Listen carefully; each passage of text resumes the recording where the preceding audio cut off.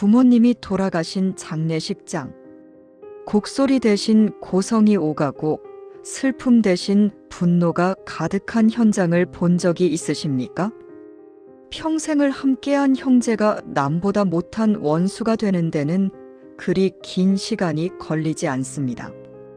부모가 남긴 작은 재산 하나가 자식들의 가슴에 지워지지 않는 칼날을 받기 때문입니다.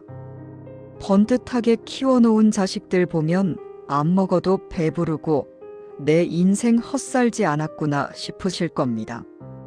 하지만 그 자식들이 부모 사후에 서로 멱살을 잡고 법정에 서는 비극이 과연 남의 집 일이기만 할까요? 설마 내 자식들이 그럴 리가 있나? 우리는 우애가 깊은데라고 생각하신다면 오늘 이 이야기를 정말 끝까지 들으셔야 합니다. 사실 형제가 원수가 되는 비극은 부모가 세상을 떠난 뒤에 시작되는 게 아닙니다. 부모가 살아있는 지금 여러분이 무심코 던진 편애의 씨앗이, 그리고 누구는 잘 살고 누구는 못 사니 조금 더 챙겨줘야지 하는 그 어설픈 배려가 자식들의 가슴 속에 깊은 칼날을 심고 있기 때문입니다. 평생을 효도하며 곁을 지켰던 자식이 왜 가장 먼저 부모에게 등을 돌리는지, 그리고 부모의 마지막 보루였던 집 한 채가 어떻게 집안을 풍비박산내는지, 그 잔인한 진실을 마주할 준비가 되셨습니까? 오늘 이 영상에서는 자식들에게 재산을 물려주려다 오히려 원수를 만들어버린 어느 어머니의 가슴 아픈 사연을 통해 우리가 노후에 반드시 정리해야 할 인간관계와 재산의 지혜를 전해드리려고 합니다. 내 자식들을 괴물로 만들지 않고 내 마지막 자존심을 지키는 법, 지금부터 하나씩 알려드리겠습니다. 칠순을 넘긴 영순 씨에게는 두 아들이 있었습니다.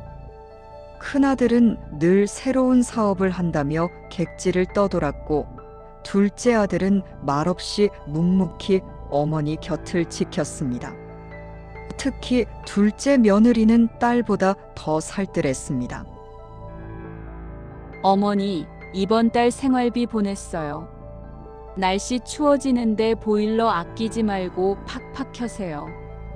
저희 남편이 어머니 무릎 약 떨어졌을까봐 오늘 퇴근길에 들른대요.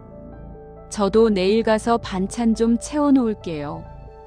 며느리는 맞벌이를 하며 아이 학원비 하나에 벌벌 떨면서도 시어머니 용돈과 약간만큼은 단 한 번도 거른 적이 없었습니다. 남편의 낡은 구두굽이 다 닳아 없어지는 줄도 모르고 살면서도 그게 자식된 돌이라며 웃던 사람이었습니다.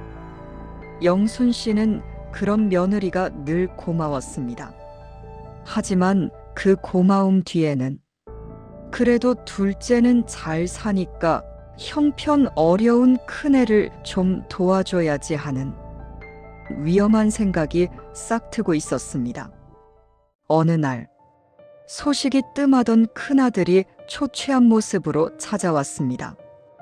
이번에는 정말 확실한 아이템이 있다며 딱 한 번만 도와달라고 눈물로 매달렸습니다.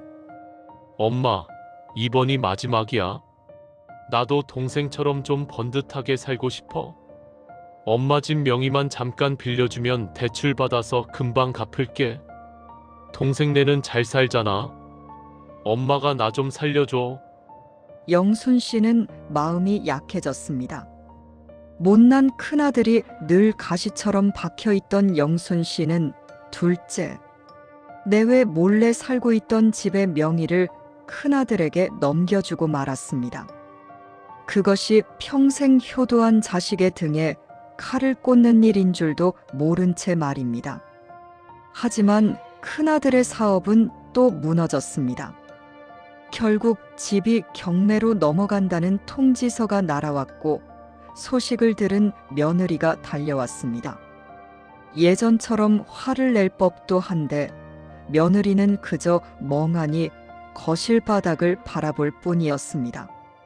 어머니, 이 집이 경매로 넘어간다는 게 정말인가요?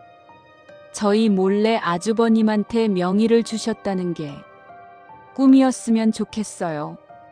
저희 남편 작년 여름 휴가도 못 가고 밤낮으로 일해서 어머니 생활비 드렸어요. 그 돈이 아주버님 빚 갚는 데 쓰인 건가요? 얘야, 큰애가 죽는다고 하길래 나도 모르게 그만. 어머니, 저희는 자식이 아니었나요? 어머니가 고맙다고 하실 때마다 저희는 그게 진심인 줄 알고 기뻤어요. 그런데 아주버님 눈물 닦아주려고 저희 가슴에 대못을 박으셨네요. 이제 이 집도 없어졌으니 어떻게 하면 좋아요? 저희는 여기까지인 것 같습니다. 건강하세요. 며느리는 짐을 챙겨 조용히 문을 나섰습니다. 영순 씨는 붙잡고 싶었지만 차마 손을 뻗을 수 없었습니다. 큰아들은 이미 전화번호를 바꾸고 자취를 감춘 뒤였습니다. 여러분, 영순 씨의 이야기가 극단적이라고 생각하시나요? 이보다 더한 비극이 매일같이 일어납니다. 자식을 사랑한다면 이것만은 명심하십시오. 첫째, 자식의 무능함을 내 재산으로 메워주지 마세요.